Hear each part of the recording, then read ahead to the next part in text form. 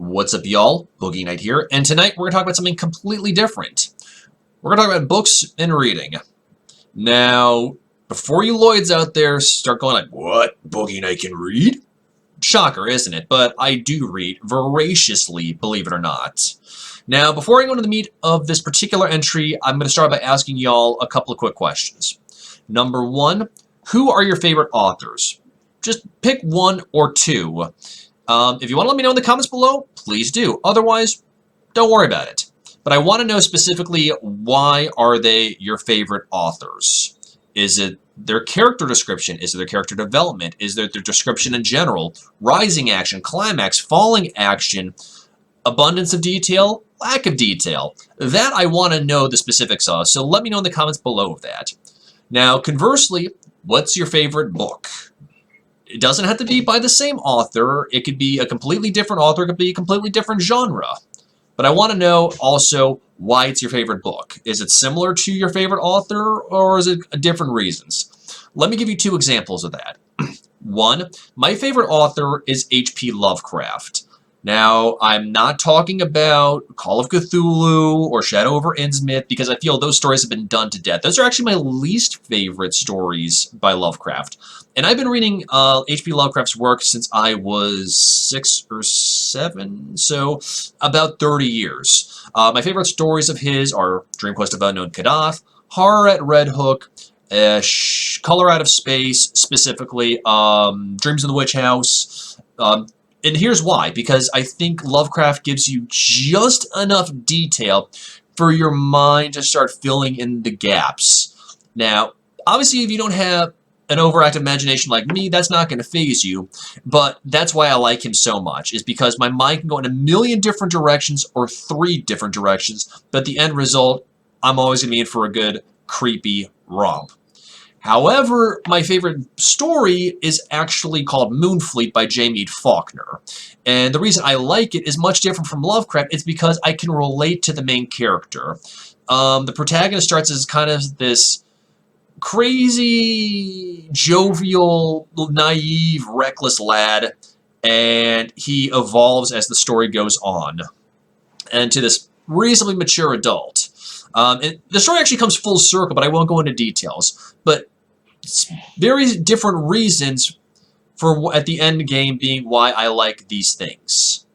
So with that being said, why am I talking about books and reading? Well, I kind of want to put the seed in your minds, because here's where I'm getting at.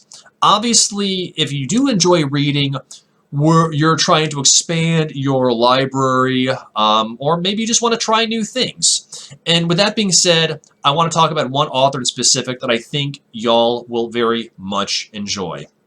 Rae Killhim.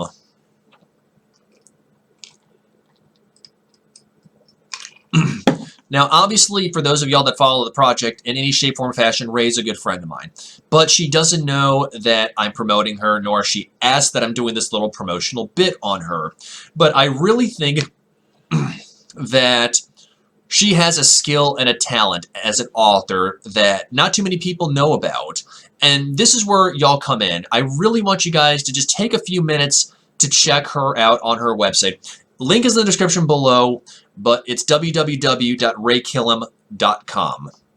So, before you kind of think of, okay, I've got enough books that I already have to read, let me set the record straight. First of all, Rae has 2 books that are currently available, ebooks for purchase, De Mortis and De Mortis Purgatory. They're available on Apple and Barnes & Noble Nook, as well as 2 other websites. Once again, links in the description below to her library, where you can check out the De Mortis books, as well as some other things that I'll get into momentarily. So, why do I like Rae as an author? Let's focus specifically on her creative writing standpoint. Because, for me, there's so many different facets to De Mortis and Purgatory. Yes, it is a horror and a dark, creepy book miniseries. However, she is kind of like Lovecraft in the sense that she gives you enough detail to kind of think about it, but not specifically saturate your mind with details.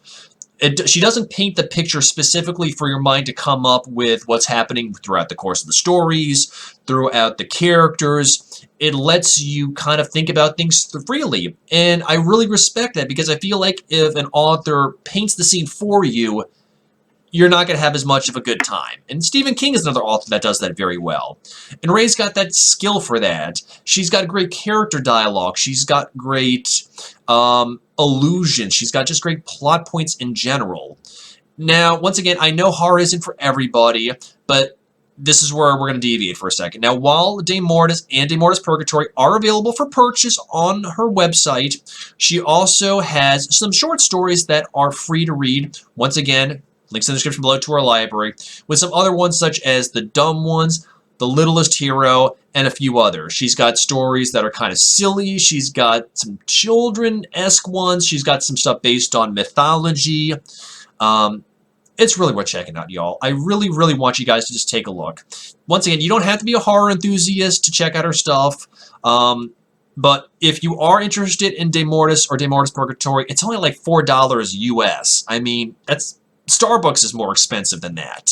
So I really want you guys to take a few minutes, just peruse her website. Look at some of her short stories. If you like De Mortis, definitely go buy them for yourselves. You can't go wrong. I mean, I could probably read De Mortis and Purgatory within 1 week back to back. So hopefully I planted a little bit of the seed in your mind to go check her out. But I really do encourage it. I mean, and maybe you are trying to get your feet wet in the darker genres, other than, flowery fields and throwing doilies in the wind. Who knows? But definitely do. And if you do know somebody who might be interested in Rae and her work, let them know. Let your friends and your family know. What do you have to lose?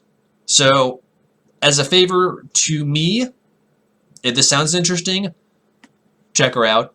Let me know what you think. Let her know what you think. She does have some contact information. It'll be in the thumbnail for her social media accounts, Twitter, Instagram. She has an author page on Facebook, Professional. So check all that out. Let your friends know. Join up for more information, because she will have some things popping up as well to give you a little bit more taste of De Mortis and some other things, as well as her next book that is currently in the works. Yep, she's got a third one that she's currently working on, and I'm very excited to see it come to fruition. But once again, Rae definitely deserves more exposure, and I would love for you guys to just check her out. Once again, she never asked me to do this.